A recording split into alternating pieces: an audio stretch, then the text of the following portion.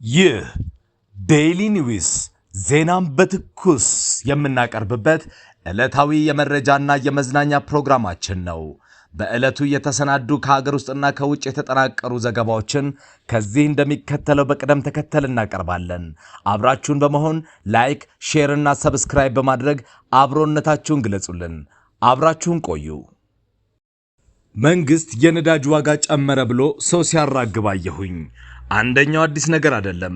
ከማይክሮ ኢኮኖሚ ማሻሻያ ጀምሮ በየጊዜው የዋጋ ማስተካከያ ወይም ጭማሪ እየተደረገ ነው።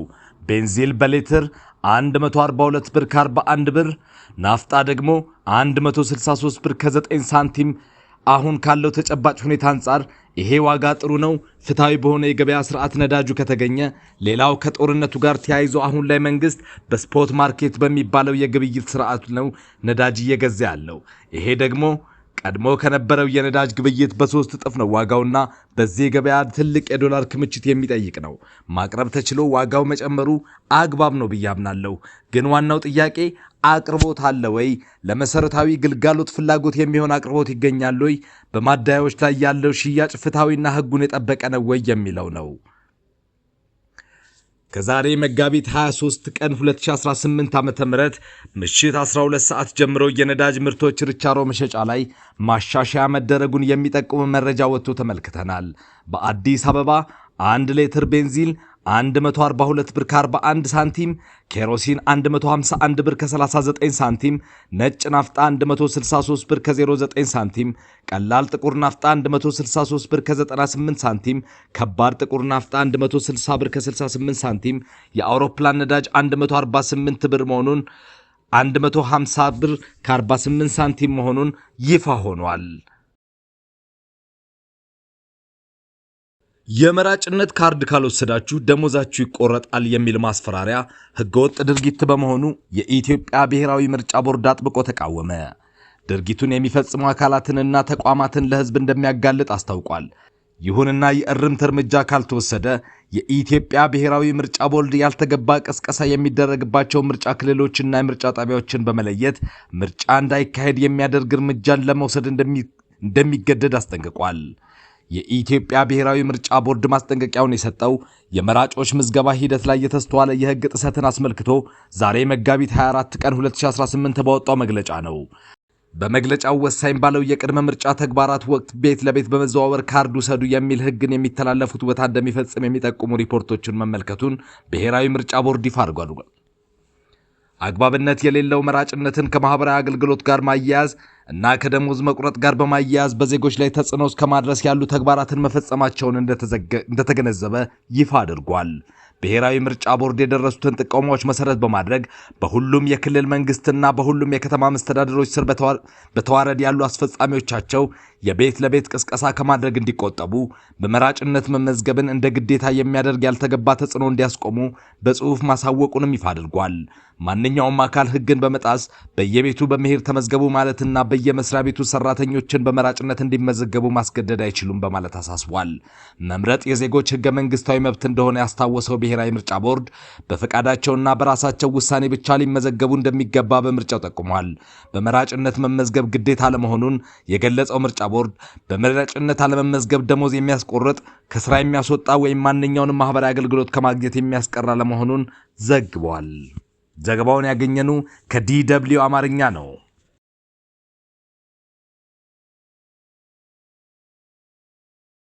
በአወዛጋቢ ንግግራቸውና ድርጊታቸው የሚታወቁት የአሜሪካው ፕሬዝዳንት ዶናልድ ጄ ትራምፕ በሚቀጥለው 2 ወይም 3 ሳምንታት ውስጥ ኢራንን በኃይለኛው እንደሚቀጠቅጡ ተናገሩ።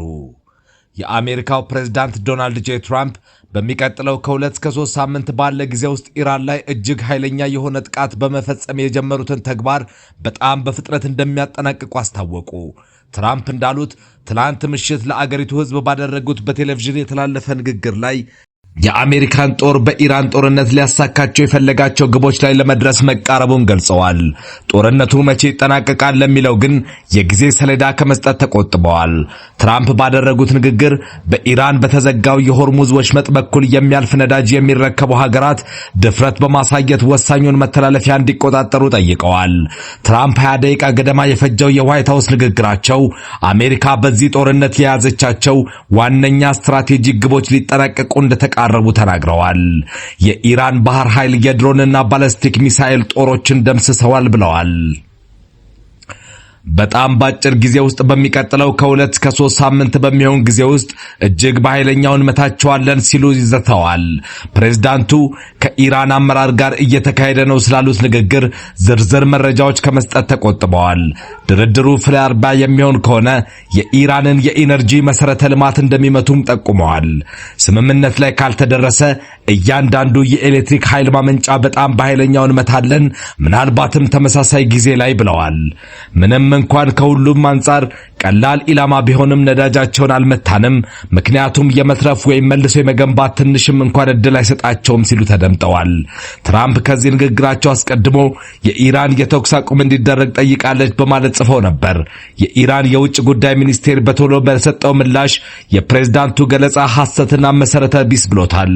የትላንቱ ንግግራቸው ከዚህ ቀደም እንዳደረጉት ሁሉ የአሜሪካ አጋሮች የሆርሙዝ ወሽመጥን ደህንነት ለማረጋገጥ እንዲንቀሳቀሱ ጠይቀዋል። ቢዘገይም ድፍረት አሳዩ። እንዲሁ ወደ ሽመጡ ሄዳችሁ ያዙት ብለዋል። ሀገራቸውን ከኔቶ የማስወጣት ሐሳብ እንዳላቸው ሲገልጹ የነበሩት ትራምፕ በዚህ ንግግራቸው ከወታደራዊ ጥምረት ጋር ወደፊት ስለሚኖረው ሁኔታ አልገለጹም። ዜና ድንቃ ድንቅ። በሲዳማ ክልል አለታ ጩኮ ከተማ አስተዳደር ማጉዶ ቀበሌ ንብረትነቷ የአቶ ቱንጋሞ ሳዳሞ የሆነች ላም የካቲት 15 2018 ዓ.ም ከጧቱ 1 ሰዓት ተኩል ባለው ጊዜ 1 ሰዓትን በመፍጀት በአንድ ጊዜ 4 መንታ ጥጃዎችን በሰላም ተገላግላለች። የእንስሳት ጤና ባለሙያው አቶ ወላንሳ ጮጬ ላሟ ከመውለዷ ከ1 ሳምንት በፊት ጀምሮ ጥብቅ ክትትል ሲያደርጉ የቆዩ ሲሆን በወሊድ ወቅትም አስፈላጊውን ቴክኒካዊ እገዛ አድርገዋል። በአሁን ሰዓት እናቲቱና 4ቱም ጥጃዎች በጥሩ የጤና ሁኔታ ላይ እንደሚገኙ ተረጋግጧል። ተያይዞ ባልተያያዘ ድንቃ ድንቅ ዜና ደግሞ የዓለም ፍጻሜ የደረሰ ይመስል የሚሉትን አዳዲስ ክስተቶች እየተከሰቱ ይገኛሉ። ዛሬ ደግሞ በዓለማችን ታይቶ በማይታወቅ መልኩ አንዲት ላም የሰው ፊት ያለውን ጥጃ በመውለዷ የዓለማችን የመጀመሪያው ድንቃ ድንቅ ሆኖ ተመዝግበዋል። የተከበራችሁ ተመልካቾቻችን ለዕለቱ ያሰናዳናቸው ዘገባዎች ይህንን ይመስላሉ።